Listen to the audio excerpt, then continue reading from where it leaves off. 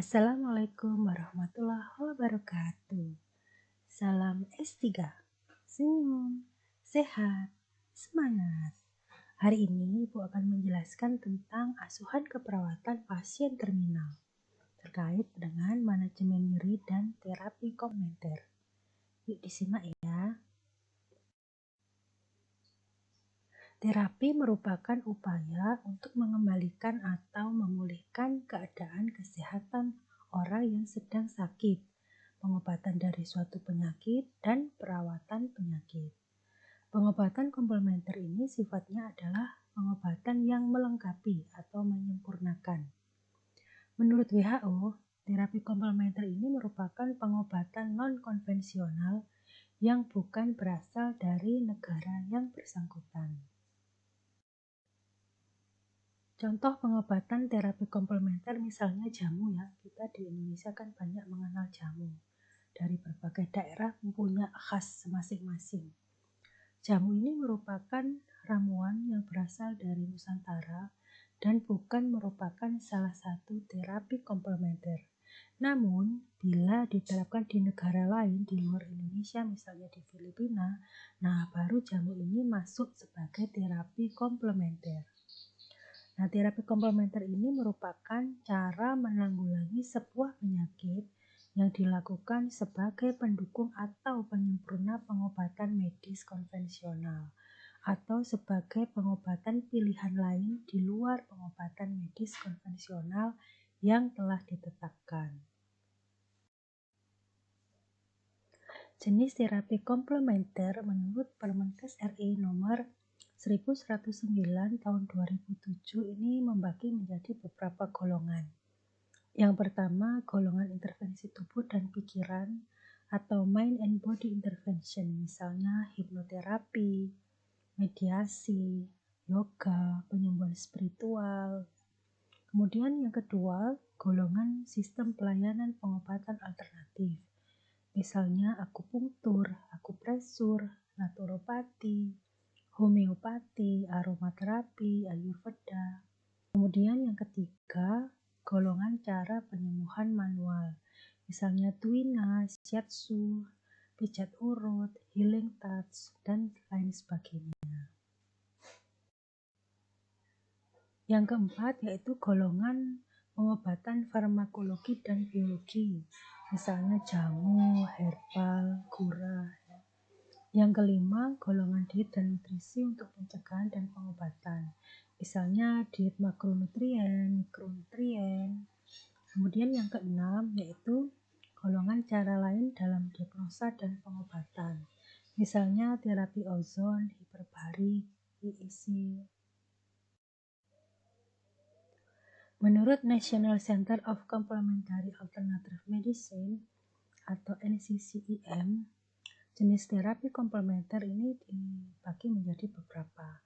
Yang pertama terkait terapi berbasiskan tubuh dan manipulatif, yaitu terapi yang dilakukan berdasarkan manipulasi atau menggerakkan satu atau lebih bagian tubuh, misalnya pijat, pijat urut atau misis.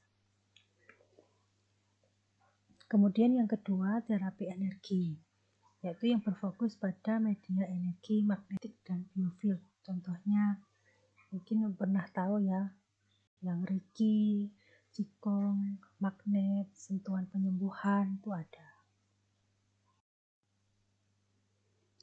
Yang ketiga yaitu terapi berbasis biologis, merupakan terapi memakai zat yang ditemukan alami di alam, misalnya minyak dan tanaman herbal, kedokteran ortomolekuler, atau nutrisi serta suplemen makanan atau produk lain. Kemudian yang keempat, sistem perawatan, yaitu seluruh sistem perawatan yang dibina berdasarkan teori dan praktek. Kerap kali ini berkembang secara terpisah, diinisiasi oleh kedokteran. Untuk regulasi terapi komplementer ini sudah diakui ya oleh pemerintah, ini di dalam Peraturan Pemerintah Nomor 103 Tahun 2014 khususnya di pasal 10 tentang pelayanan kesehatan tradisional komplementer. Nah, nanti misalnya mahasiswa nanti sudah membuka praktek mandiri, nah itu bisa ditambahi dengan terapi komplementer karena sudah diakui di sana. Nah, untuk pasal 10 ini ayat pertama ini berbunyi, pelayanan kesehatan tradisional komplementer merupakan pelayanan kesehatan tradisional dengan menggunakan ilmu biokultural dan ilmu biomedis yang manfaat dan keamanannya terbukti secara ilmiah. Ayat kedua, pelayanan kesehatan tradisional komplementer ini dapat menggunakan satu cara pengobatan atau perawatan atau kombinasi cara pengobatan atau perawatan dalam satu kesatuan pelayanan kesehatan tradisional komplementer. Ayat yang ketiga, pelayanan kesehatan tradisional komplementer sebagaimana dimaksud dalam ayat 1 dilaksanakan di fasilitas pelayanan kesehatan tradisional. Ini kalau di Dr. Stomo ada ya, di bagian untuk terapi komplementer pelayanan untuk herbal atau tradisional itu ada. Kemudian yang ayat keempat, pelayanan kesehatan tradisional komplementer yang memenuhi kriteria tertentu dapat diintegrasikan pada fasilitas pelayanan kesehatan. Ayat yang kelima, kriteria tertentu sebagaimana dimaksud di ayat keempat. Ini maksudnya adalah mengikuti kaidah-kaidah ilmiah, tidak membahayakan kesehatan klien, tetap memperhatikan kepentingan terbaik klien, memiliki potensi promotif, preventif, kuratif, rehabilitatif, dan meningkatkan kualitas hidup klien secara fisik, mental, dan sosial, dan dilakukan oleh tenaga kesehatan tradisional. Berikut ini adalah contoh metode terapi komplementer. Yang pertama yaitu hipnoterapi. Mungkin sering ya mendengar hipnoterapi. Di hipnoterapi ada berbagai macam, bisa untuk penyembuhan, untuk ibu hamil bisa, untuk penyembuhan bisa, bahkan untuk kejiwaan juga bisa. Hipnoterapi ini merupakan terapi upaya penyembuhan untuk pengidap gangguan jiwa maupun gangguan stres yang dilakukan dengan membawa penderita ke sebuah keadaan trans supaya penderita dapat mengeluarkan isi hatinya. Hipnoterapi ini sudah diakui oleh Asosiasi Psikologi Amerika sebagai metode pengobatan. Contoh yang kedua yaitu yoga. Yoga ini berasal dari India. Merupakan metode kombinasi gerakan yang memiliki manfaat meningkatkan kesehatan fisik melalui cara bernafas dan meditasi yang bisa memberikan ketenangan pikiran. Ada 5 prinsip dalam yoga, yaitu berlatih secara teratur, bernapas dalam, pola makan yang seimbang, istirahat cukup, berpikir positif, dan meditasi. Contoh yang ketiga yaitu akupunktur. Kalau akupunktur berasal dari Cina ya. Terapi ini menggunakan jarum tajam yang ditusukkan pada titik-titik tertentu di tubuh seseorang dengan tujuan menstimulasi tubuh agar memberikan energi yang bermanfaat untuk mengatasi berbagai penyakit. Contoh yang keempat yaitu akupresur, merupakan penyembuhan dengan menggunakan teknik pijat. Teknik pijat ini dilakukan dengan menentukan ukuran serta cara untuk menentukan titik akupresur. Teknik ini dipadukan dengan filosofi Yin and Yang. Totok punggung itu ya sebagai salah satu teknik akupresur. Contoh yang kelima yaitu naturopati, merupakan metode penyembuhan yang merujuk pada pengobatan alami modern. Prinsip dasar pengobatannya ada 5, yaitu mendaya gunaan kekuatan penyembuhan yang bersifat alami, tidak mencederai, upaya menemukan penyebab, mengobati secara holistik, dan melakukan tindakan pencegahan. Contoh yang keenam yaitu Ayurveda, yaitu perawatan nabati. Biasanya berasal dari akar, daun, buah-buahan, kulit kayu, atau biji-bijian seperti kapulaga, kayu manis. Ya. Ayurveda ini memiliki 8 cara untuk menentukan diagnosis. Bisa dari melihat denyut nadinya, melihat urinnya, melihat BAB-nya, melihat lidah, ucapan, sentuhan, penglihatan, atau penampilan. Nah, bagaimanakah peran perawat dalam terapi komplementer ini? Yang pertama, bisa sebagai konselor. Jadi perawat bisa menjadi tempat bagi klien atau pasien untuk bertanya dan mendapatkan edukasi, konsultasi, ataupun berdiskusi bila pasien memerlukan informasi ataupun saat mereka membutuhkan perawat dalam mengambil keputusan pengobatan komplementer. Yang kedua, yaitu perannya sebagai pendidik bidang kesehatan. Nah, di sini perawat bisa menjadi seorang pendidik untuk terapi komplementer dengan calon perawat sebagai sasarannya. Peran perawat selanjutnya adalah sebagai peneliti. Di sini perawat dapat menjalankan berbagai penelitian terkait dengan terapi komplementer yang menjadi pengembangan dari hasil evidence based. Yang selanjutnya adalah perannya sebagai pemberi layanan langsung, jadi menerapkan terapi komplementer yang sudah dimilikinya secara langsung pada pasien. Selanjutnya sebagai koordinator terapi komplementer, yaitu dapat mendiskusikan terapi komplementer bersama dokter. Atau mungkin yang lebih tinggi ya, yang lebih duluan istilahnya. Selanjutnya sebagai advokat.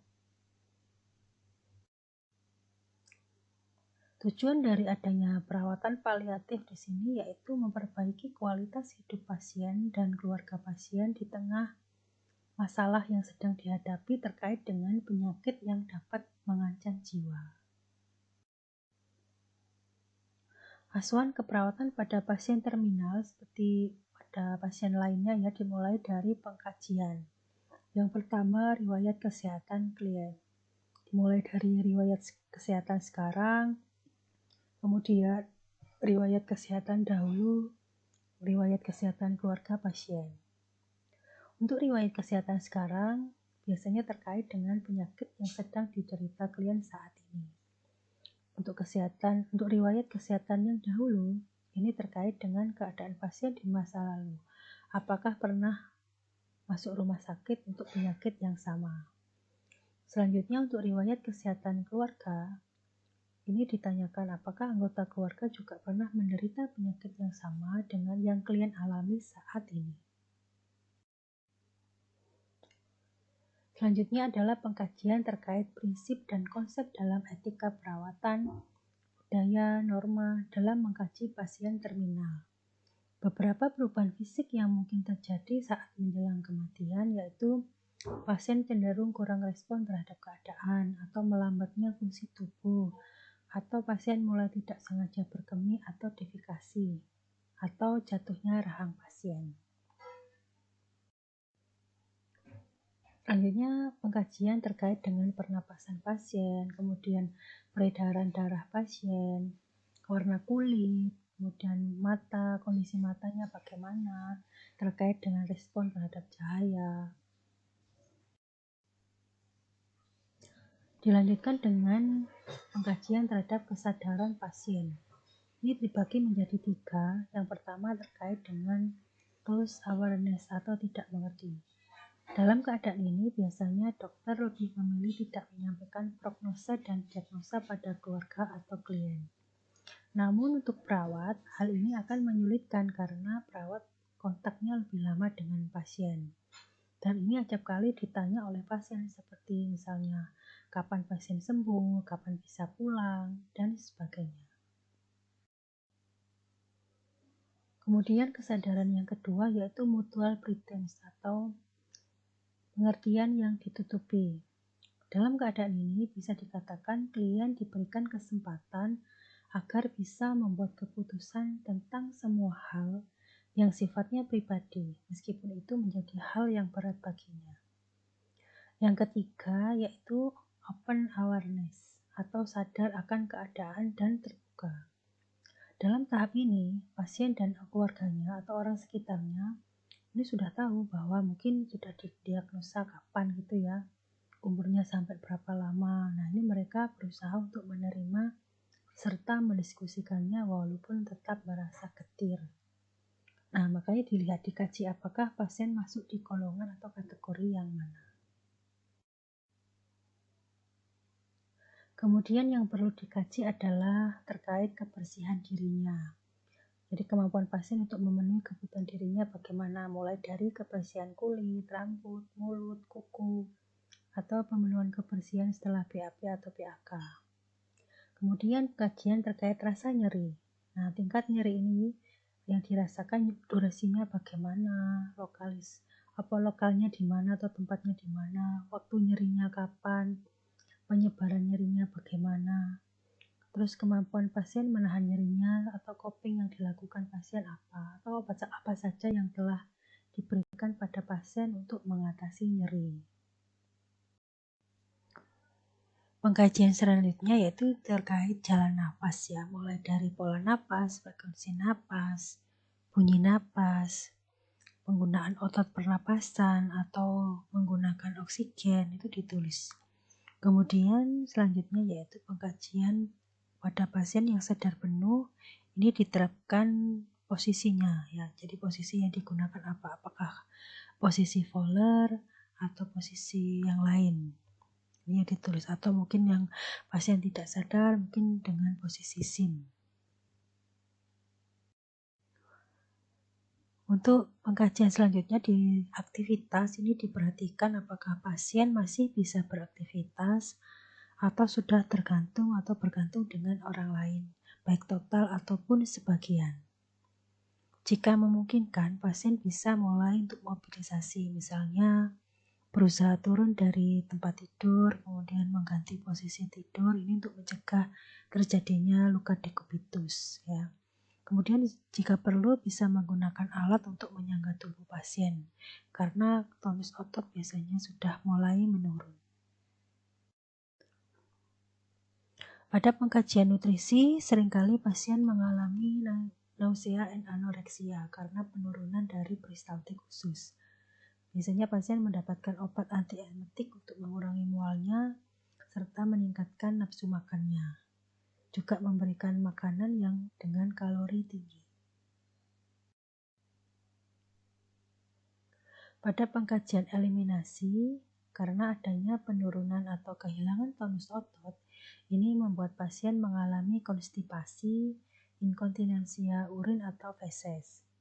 Nah, biasanya ada kolaborasi untuk pemberian obat laksan jika mengalami konstipasi. Kemudian untuk pasien-pasien yang inkontinensia urin biasanya diberikan pispot ya secara teratur atau dipasang dup ya, yang bisa diganti setiap saat. Atau pampers, sekarang juga ada untuk pampers lansia itu juga bisa, atau pampers yang khusus memang dibuat untuk pasien yang mengalami inkontinensia atau dipasang kateter. Nah, kalau memang dilakukan demikian, perlu adanya dijaga kebersihan untuk daerah sekitar perineum supaya tidak lecet ya. Kalau memang ada lecet bisa segera dilakukan pengobatan, yaitu disalep. Pada perubahan sensori ini biasanya ditemui pasien yang kelihatannya mulai kabur atau menurun ya. Biasanya tampak pasien menghindari atau menolak untuk menghadapkan kepala ke arah tempat yang lebih terang. Tetapi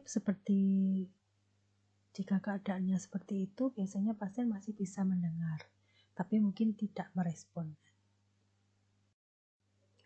Untuk pengkajian kebutuhan sosial, ini terkadang pasien ditempatkan pada ruang tersendiri, terutama dengan penyakit khusus. Dalam upaya memenuhi kebutuhan hubungan sosial atau keluarga, maka yang dilakukan perawat biasanya menanyakan pada pasien atau keluarga siapa saja yang ingin dihadirkan untuk bertemu. Hal ini bisa didiskusikan dengan keluarga, bisa teman terdekat atau anggota keluarga, sanak kerabat. Kemudian perawat juga berupaya menggali perasaan klien sehubungan dengan sakitnya dan menyarankan saudara atau teman klien untuk lebih sering menjenguk pasien. Untuk kebutuhan spiritual, kita bisa bertanya pada klien tentang harapan hidupnya serta rencana selanjutnya menjelang kematiannya. Kemudian juga bisa bertanya tentang dirinya ingin didatangkan pemuka agama untuk memenuhi kebutuhan spiritualnya atau tidak. Kemudian untuk mendorong dan mendukung klien memenuhi kebutuhan spiritual sebatas kemampuannya.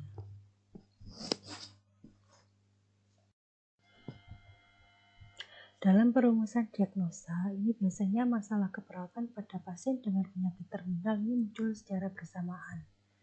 Nah, perumusan diagnosa ini mengacu pada hasil pengkajian. Masalah yang sering terjadi yang pertama yaitu nyeri akut atau kronis. Nyeri ini biasanya disebabkan karena adanya kanker yang progresif, baik biasanya kronis dan konstan. Setiap sumber iritasi dapat menyebabkan peningkatan nyeri. Kemudian untuk nutrisinya tidak adekuat karena adanya penurunan nafsu makan atau akibat gangguan pencernaan. Pada gangguan sistem pencernaan umumnya mengalami mual muntah ya akibat proses penyakit misalnya kanker atau komplikasi lain misalnya akibat dari pengobatan. Kemudian bisa terjadi konstipasi, bisa akibat dari medikasi narkotik dan imobilitas yang lama sehingga memperlambat peristaltik usus.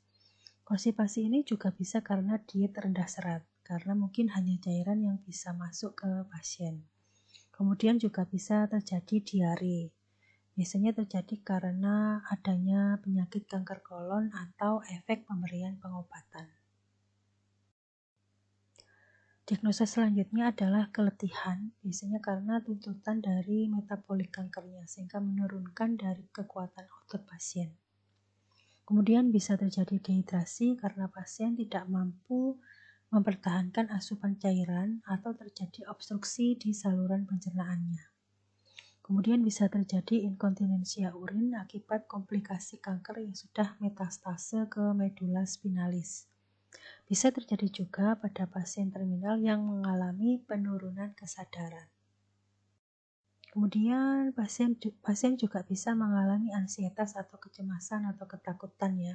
Jadi merasa takut dengan kematian yang akan dihadapi, kemudian teringat akan gaya hidupnya yang dulu yang mungkin efek negatifnya timbulnya sekarang. Kemudian juga bisa terjadi pola napas tidak efektif. Ini bisa muncul pada pasien dengan kanker paru yang terminal atau penyakit lain yang mengakibatkan terjadinya odem paru atau penyakit paru obstruktif menaun atau dipicu adanya penurunan Hb sehingga kapasitas oksigen dalam paru menurun. Diagnosa selanjutnya yaitu berduka sehubungan dengan penyakit terminal, terlebih menjelang kematian. Penurunan fungsi, konsep diri yang berubah, dan berusaha menarik diri dari orang lain. Perubahan proses keluarga berkaitan dengan gangguan kehidupan dalam keluarga, merasa takut dengan kematian, ditambah lingkungan tempat perawatan yang penuh dengan stres. Pada tahap perencanaan perawatan, ini sebagai intervensi perlu memperhatikan tindakan mandiri atau kolaboratif. Misalnya untuk pemberian analgesik narkotik, nah ini tentunya perlu kolaborasi dengan dokter ya. Diberikan sesuai dengan jadwal yang sudah diatur dan dengan tujuan untuk mengatasi nyeri karena kanker gitu ya. Kemudian manajemen nyeri non-farmakologik dengan nyeri pada ambang batas sedang berat, misalnya skalanya 6-7, ini dilakukan teknik nafas relaksasi, guide imagery atau distraksi atau masase, yaitu menstimulasi saraf perifer untuk peredaan nyeri. Jadi digabung dengan terapi komplementer bisa juga. Intervensi selanjutnya yaitu menggunakan modifikasi manajemen nyeri baik farmakologik dan non-farmakologik sesuai dengan perubahan status kesehatan klien. Perawatan kulit untuk meminimalkan paparan terhadap iritan, misalnya selalu dimandikan tiap pagi sore, kemudian diberi lotion supaya tidak kering kulitnya, kemudian mengatur posisi tidurnya, mengganti linen atau penataan linen yang rapi. Intervensi berikutnya yaitu perawatan mulut, dilakukan sesering mungkin ya, misalnya 2-4 jam sekali untuk menekan sensasi mual, yaitu menggunakan sikat gigi yang lembut. dan bibir dipertahankan agar tetap lembab. Kemudian kebersihan mata juga perlu diperhatikan. Selanjutnya yaitu kolaborasi tentang pengobatan dan diet untuk mengatasi perubahan pengobatan karena efek mual muntah serta adanya diare atau konstipasi. Memberikan pasien periode istirahat yang cukup untuk mengatasi keletihan, misalnya ruangannya nyaman dan tenang. Kemudian bila terjadi inkontinensia urin, maka perawat harus siap dengan linen yang mudah meresap, mengantisipasi gesekan dengan kulit karena mudah terjadi iritasi kulit atau terjadi luka dekubitus ya, sehingga kalau perlu dipasang kateter atau bisa juga menggunakan pampers untuk orang dewasa. Kemudian penyediaan nutrisi dengan porsi yang memungkinkan pasien habis sesuai dengan dietnya. Jika mungkin membawa makanan dari rumah yang disenangi sehingga meningkatkan nafsu makan pasien, serta memberi kesempatan keluarga untuk ikut berpartisipasi terhadap pasien. Selanjutnya, memposisikan pasien supaya bisa meningkatkan pola nafas menjadi efektif atau bisa menyediakan oksigen yang cukup. Kemudian membatasi pengunjung supaya pasien tidak merasa keletihan atau capek. Selanjutnya bisa dilakukan konseling pada pasien terminal illness, yaitu sangat sulit ya seperti ini, namun perawat harus tetap rasional dalam menyampaikan kondisi pasien yang sesungguhnya. Menyampaikan perhatian harus dalam kemasan situasi, tempat, dan bahasa yang istilahnya manusiawi, artinya bisa diterima oleh pasien dan keluarganya. Bisa disampaikan kepada pasien tidak perlu menolak diagnosis, karena saat disampaikan diagnosis tersebut oleh dokter itu merupakan awal dari perjuangan, baik pada pasien, pada keluarga, dokter, ataupun perawat. Nah, pendampingan ini penting pada saat vonis pertama kali disampaikan, termasuk sebelum vonis ataupun setelah vonis disampaikan. Dengan prinsip utamanya, jika tidak bisa memperpanjang hidup, setidaknya mengurangi penderitaan. Ini dilakukan secara psikologis. Perlu kepekaan untuk terus melakukan pendampingan, mengamati pasien dalam kondisi kritis, mempelajari respon dan kebutuhannya, serta mendekati sepanjang keluarga tidak keberatan. Klien ini akan berusaha mempertahankan praktik kegiatan spiritualnya, dan hal ini akan mempengaruhi bagaimana penerimaannya terhadap ancaman kematian. Pada implementasi untuk diagnosis ansietas atau ketakutan, ini biasanya memberikan kepastian dan kenyamanan. Kemudian menunjukkan perasaan tentang pemahaman dan empati, jangan menghindari pertanyaan. Kemudian mendorong pasien untuk mau menjelaskan ketakutan yang dirasakan. Implementasi selanjutnya yaitu mengidentifikasi dan mendukung mekanisme coping efektif klien dengan kecemasan. Ansietas cenderung bisa memperburuk masalah yang sudah ada, jadi bantu klien untuk mengatasinya. Kemudian berikan informasi yang tepat untuk mengurangi ansietas tersebut. Berikutnya yaitu memberikan dorongan pada keluarga dan teman untuk dapat mengungkapkan apa yang mereka takutkan sehingga memungkinkan keluarga dan teman saling berbagi dan memberi kesempatan memperbaiki konsep yang tidak benar. Memberikan kesempatan pada klien dan keluarga untuk penguatan coping yang efektif. Saat klien mengalami penyakit terminal dan penurunan fungsi, maka biasanya mengungkapkan rasa kehilangan dan perubahan yang dialaminya. Kemudian mengungkapkan perasaan yang berhubungan dengan perubahan dan kehilangan. Kemudian menyatakan kematian akan terjadi sehingga anggota keluarga cenderung berupaya mempertahankan hubungannya erat seperti menghabiskan waktu bersama sebanyak mungkin, kemudian memperlihatkan kasih sayang, melaksanakan komunikasi terbuka dengan klien, kemudian berpartisipasi aktif dalam keperawatan. Nah, dalam keadaan yang demikian tadi, maka perlu dilakukan hal-hal berikut oleh perawat. Yang pertama yaitu memberikan kesempatan pada klien dan keluarga untuk mengungkapkan apa yang mereka rasakan. kemudian mendiskusikan kehilangan secara terbuka, menggali makna pribadi dari kehilangan. Selanjutnya, menjelaskan pada pasien dan keluarga bahwa berduka merupakan reaksi yang lazim terjadi. Selanjutnya, melakukan diskusi jujur dan terbuka mungkin dapat membantu klien dan keluarga menerima dan mengatasi keadaan yang terjadi. Hal yang dilakukan perawat selanjutnya yaitu memberikan dorongan untuk menerapkan strategi coping yang positif sehingga membantu penerimaan dan pemecahan masalah bagi pasien dan keluarga. Kemudian memberikan dorongan klien untuk berani mengekspresikan manajemen diri yang positif. Membantu klien untuk bisa menerima kematian yang akan terjadi. Kemudian meningkatkan harapan klien dan keluarga dengan perawatan yang penuh perhatian dan menghilangkan ketidaknyamanan. Selanjutnya yaitu perubahan proses keluarga berkaitan dengan gangguan kehidupan, yaitu cenderung merasa takut dengan kematian. Jadi keluarga mencurahkan kekhawatirannya terkait prognosis klien, lingkungan tempat dirawat. Untuk menghadapi hal tersebut, maka perawat meluangkan waktu untuk keluarga dan menunjukkan empati. Kemudian mengizinkan keluarga untuk mengekspresikan perasaannya, sehingga perawat bisa mengidentifikasi ketakutan dan kekhawatiran, kemudian membuat rencana intervensi mengatasinya. Jadi banyak mendengar ya, dan juga berempati.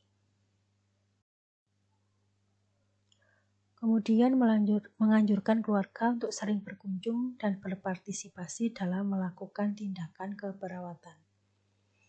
Selanjutnya, konsultasi ke sumber komunitas dan sumber lain untuk keluarga yang memiliki masalah seperti kebutuhan finansial, copay yang tidak berhasil, atau konflik permasalahan yang tidak selesai. Nah, untuk pasien-pasien yang terminal biasanya ada perkumpulannya sendiri ya, misalnya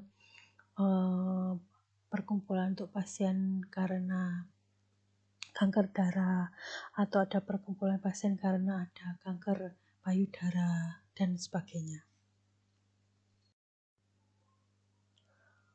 Untuk perawatan paliatif, prinsipnya antara lain menghargai tiap detil kehidupan, menganggap kematian adalah keniscayaan dan proses yang normal, tidak mempercepat dan tidak juga menunda kematian, menghargai keinginan pasien mengambil keputusan untuk dirinya, meminimalisir nyeri dan keluhan lain yang mengganggu, mengintegrasikan aspek psikologis, sosial, spiritual dalam perawatan pasien dan keluarga, menghindari tindakan medis yang sia-sia, memberi dukungan yang diperlukan agar pasien bisa tetap aktif sesuai dengan kondisinya, memberikan dukungan pada keluarga dalam fase berduka. Pada evaluasi perawatan pasien paliatif perlu memperhatikan hal-hal berikut ini, yaitu klien merasa nyaman dan bisa mengekspresikan perasaannya pada perawat. Klien tidak merasa sedih dan siap menerima kenyataan. Klien selalu ingat pada Tuhannya. Klien sadar bahwa setiap apa yang diciptakan akan kembali pada Tuhannya. Demikian materi yang bisa Ibu sampaikan untuk hari ini terkait dengan asuhan keperawatan pada pasien terminal atau paliatif ya. Ibu akhiri, terima kasih. Wassalamualaikum warahmatullahi wabarakatuh. Tetap semangat.